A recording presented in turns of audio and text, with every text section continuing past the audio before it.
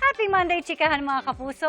Sheffies o Das Bia fans ang pumalbos sa kilig this weekend sa first concert ni Dustin Yu at Bianca De Vera na Love Actually. Actually nga, napuno ang venue kahit pa umuulan. May chika si Nelson Canlas. Kahit matindi ang ulan, punong-puno ang New Frontier Theater sa Quezon City para sa kauna-unahang concert ni Dustin Yu at Bianca De Vera na Love Actually.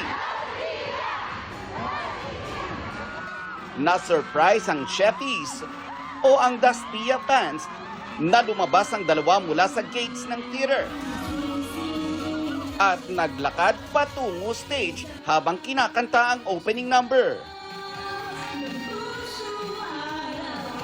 Nakakatuwa nung lumabas kami kanina, nakaka-overwhelm kami sa pagmamahal, but at the same time, tagal kasi namin inantay ito.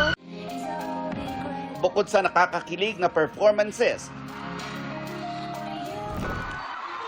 ultimate fan service din ang mga palaro.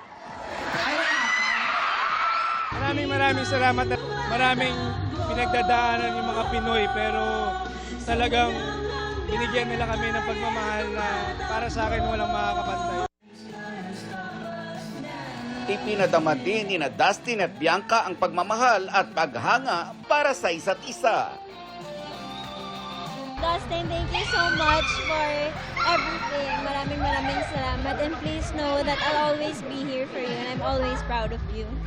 Matagal ko itong hinintay para sa kanya. Magkaroon siya ng sarili niyang concert. Bonus na lang nakasama ko.